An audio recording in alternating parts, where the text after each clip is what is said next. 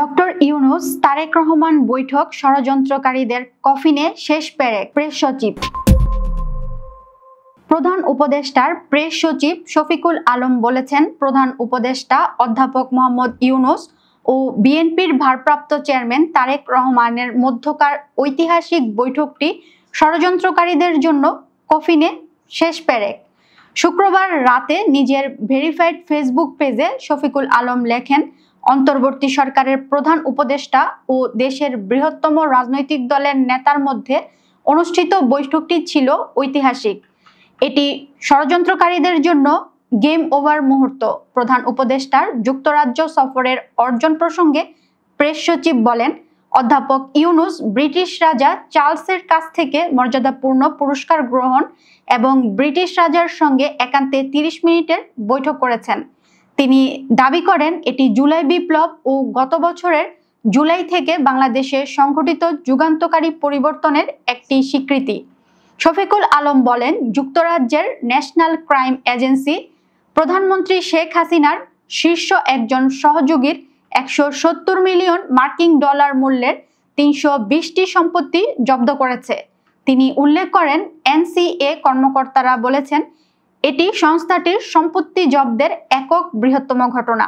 এটি সকল দুর্নীতিবাজ কর্মকর্তা, ব্যবসায়ী এবং রাজনীতিবিদদের জন্য একটি বার্তা। এটি অধ্যাপক ইউনূসের নেতৃত্বাধীন অন্তর্বর্তী সরকারের সম্পদ পুনরুদ্ধারের উদ্যোগের একটি গুরুত্বপূর্ণ দিক, লেখেন তিনি। শফিকুল আলম বলেন, ব্রিটিশ মন্ত্রী, আইন প্রণেতা ও কর্মকর্তাদের সঙ্গে বাংলাদেশ ব্যাংকের গভর্নর এবং দুর্নীতি দমন কমিশনের চেয়ারম্যান সহ বাংলাদেশি কর্মকর্তাদের একাধিক বৈঠক হয়েছে, যা সম্পদ পুনরুদ্ধারে গভীরতর সম্পৃক্ততার পথ তৈরি করেছে। তিনি বলেন, আশা করি আমরা এই অভিজ্ঞতা বিশ্বব্যাপী কাজে লাগাতে পারব।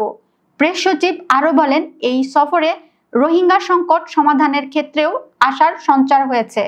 উল্লেখ্য, অন্তর্বর্তী সরকারের প্রধান উপদেষ্টা ডক্টর মোহাম্মদ ইউনূসের সঙ্গে বিএনপির ভারপ্রাপ্ত চেয়ারম্যান তারেক রহমানের বহুল আলোচিত বৈঠকটি শেষ হয়েছে।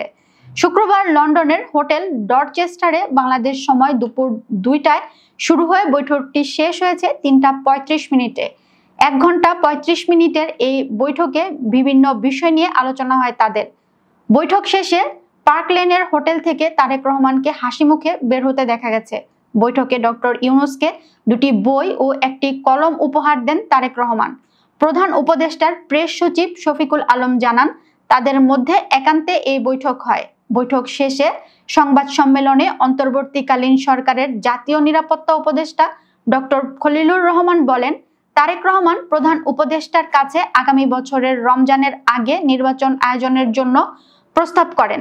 দলের চেয়ারপারসন খালেদা জিয়াও মনে করেন, ওই সময় নির্বাচন অনুষ্ঠিত হলে ভালো হয়।